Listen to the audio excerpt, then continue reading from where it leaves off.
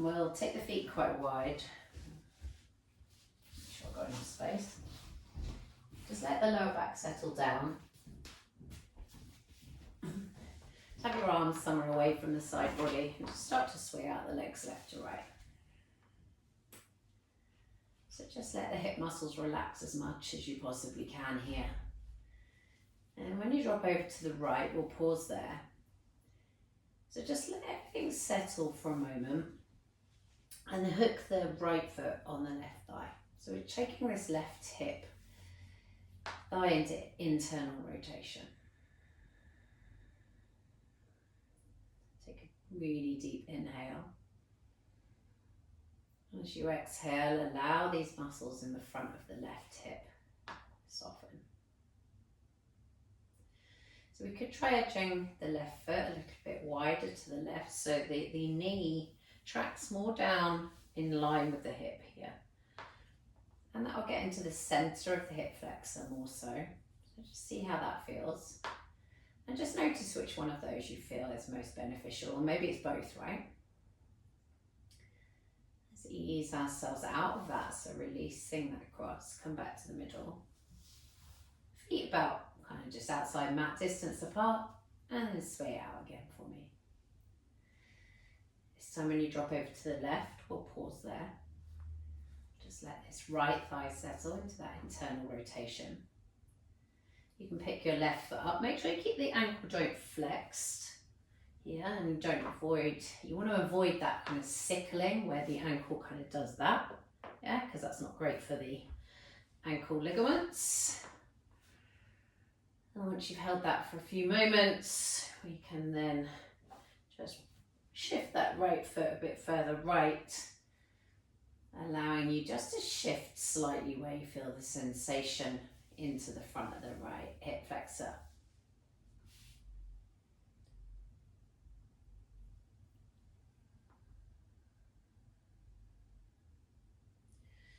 Releasing that foot, come mindfully back through the center. Just take the feet wide again, let the knees drop inwards. Sway the legs out left to right. And then we'll pick the feet up away from the floor. Hug the knees inwards, draw some hip circles with the thighs. And then take your circles back the other way. So we don't want to feel any real pinching in the hip flexors there. So remember, if you do, just maybe place the feet down, press the thighs away to get a bit of space in this hip crease, and then come back into those circles.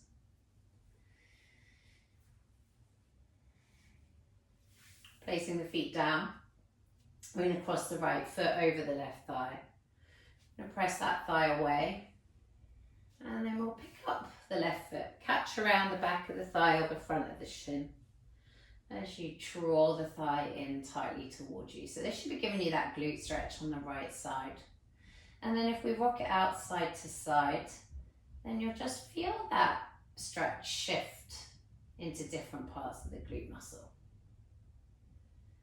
So pause in the middle, take the hands to the back of the thigh, and we'll work towards straightening that leg. Now your hamstrings are pretty good, so we just work with a little bit of movement there. We don't really need to do that isometric hold because we've kind of got the muscle length there. We just need to make sure it's there when we're working more with dynamic movement.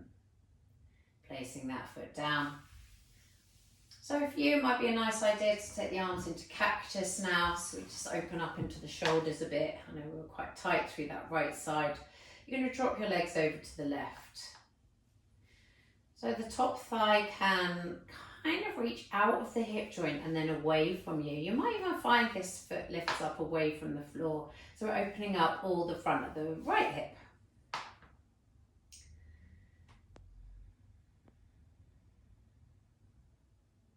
Come mindfully back through the center and release that. Maybe pick the hips up and lay them down so we're fairly evenly balanced through the pelvis, and we'll cross over on the other side. So left foot over right thigh, again avoiding any sickling there of the ankle, picking up the right foot. Take the hands around the back of the thigh or the front of the shin, and then we'll just rock that out side to side. So maybe you need to pause in the middle if it feels super, super tight. If not, we can just ease that out left to right. My left side definitely tighter there. And then catching a hold of the back of the thigh just to work with that more dynamic movement, opening up into the hamstring there. If you keep the ankle joint really flexed, that'll help release into the calf as well. And then rebend the knee. Arms back in cactus, dropping the legs over to the right and open the thigh away from you. Feeling that stretch through the left side front hip. Try to keep the breath nice and steady here. Just keeping that body in the more restful nervous system. And then back through the center. Again, release the foot. Pick up the hips and lay the hips down. Pick up feet, hug the knees inwards. So we'll just curl into a little ball here, round the spine if you can. And then we'll come all the way up. Just spin the legs around to one side. And maybe you're going to do this near a wall, just so you can kind of judge that left side to right side. So we'll send the right leg forwards. So we're looking to find that shift of the knee over the ankle. And we want to keep the heel down here. We're trying to get as close to the wall as we can. So notice where you've put your heel on your first side comparative to the wall, or in fact maybe notice how far your toes are from the wall. Yeah, and if you feel like you can keep the heel down and you can bring the foot a little bit closer, maybe you do that.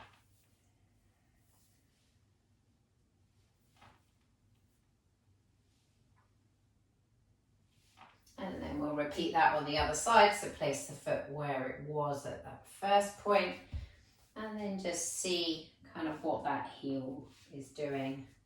So we don't want the heel to lift. I know with you it lifted much more on that one side. Can't remember. I know most of your anomalies were left side, but I think it was your right heel that was lifting more. But anyway, just notice. And if you can go further. Yeah, so this is all ankle mobility, right? And then ease yourself out of that. So you can bring yourself into maybe a kneeling posture for a moment. Settle your hips on your heels. Maybe a little wriggle out side to side, again opening up the front of the ankle joint.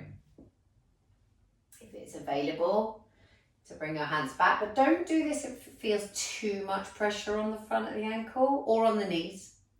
Yeah, if you've got scope to lift one shin, then the other. Just notice again that discrepancy between sides. And then we'll bring our hands back down to earth. Just a few rounds of cat-cow. You were pretty good through that mobility in the spine. And then we're going to take it into a down dog. So next time you're in cow pose, so dropping down with the tummy. Tuck the toes under, pull the hips back. Start to pick up the hips. So try and keep this little dip in the lower back, yeah, rather than letting the tailbone round down. Keep that dip. Carry your chest towards your thighs, let your head hang heavy. And just reach out through your left heel, bend your right knee deeply. And then you're going to change out sides. We're just going to iron it out, left side to right side, stretching into the calf.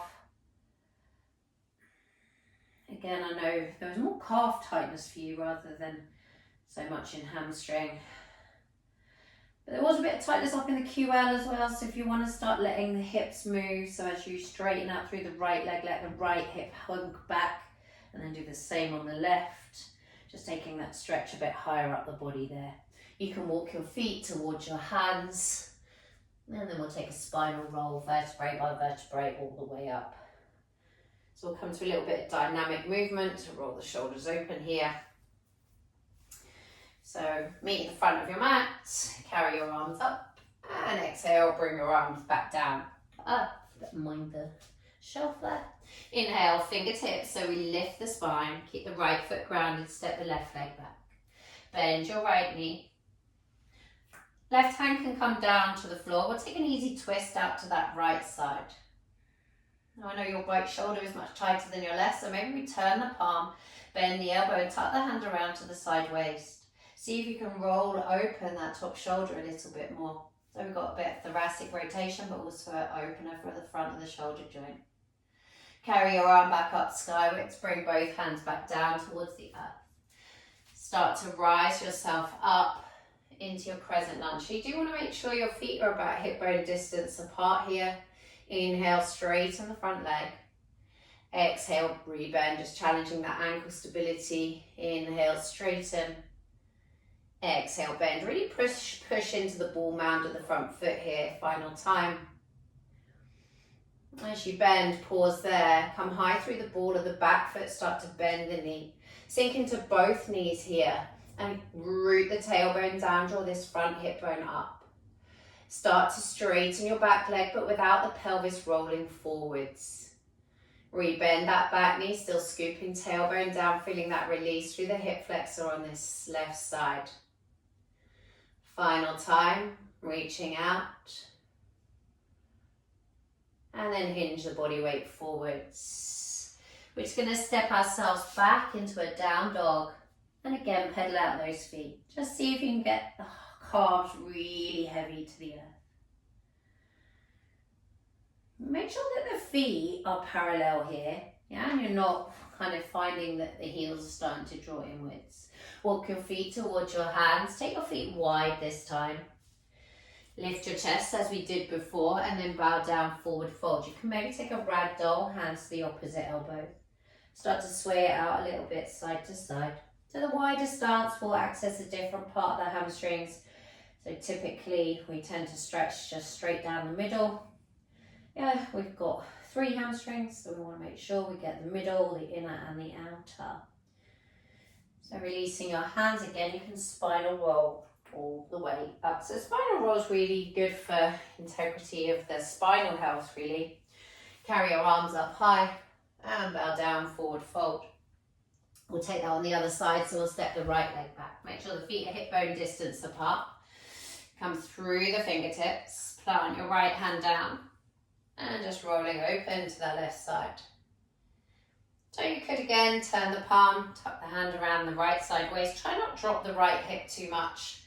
And really look to roll open through not just the chest, but also into the front of that shoulder joint there.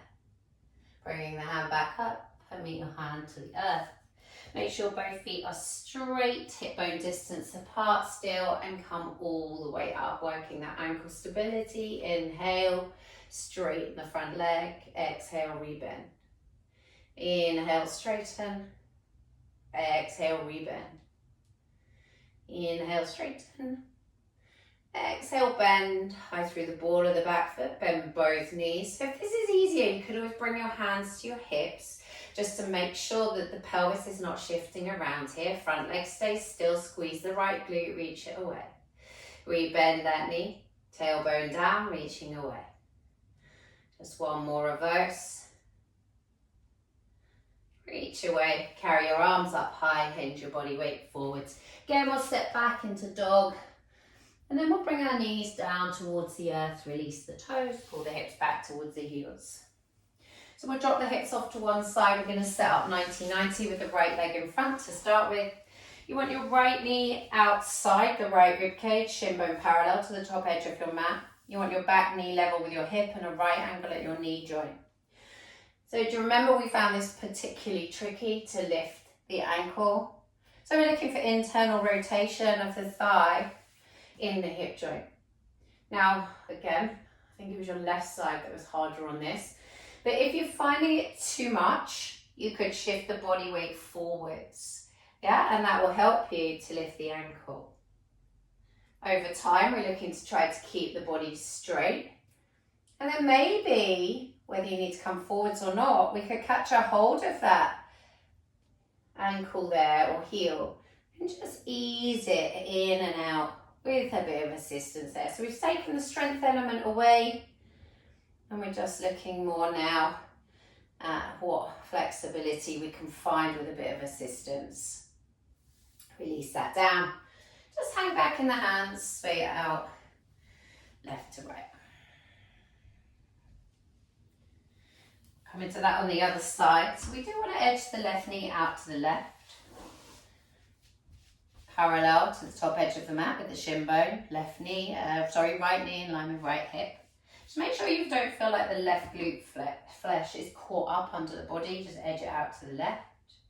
And then again, we'll go. I think I'm a lot weaker this side. Oh, hard work. So we're trying to lift that ankle, and if it feels too much, we shift the body weight forwards, which will assist us. Or we stay upright. And then we catch a hold, and we work in and out of that internal. So yeah, like I say, it's much stiffer for me this side, and I think it was the same for you.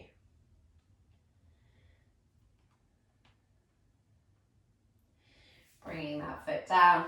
Again, just hang back in the hands and sway it out side to side. So we'll just look at that. We noticed there was a bit of a hip flexor weakness. Obviously, with your kicking leg, your hip flexor is really important. So when you tried to sit upright like so, there was quite a lot of rounding in the lower back, and we found it quite hard to sit upright. Yeah, so you could either just roll a mat over, or you could sit on some blocks, which I don't appear to have.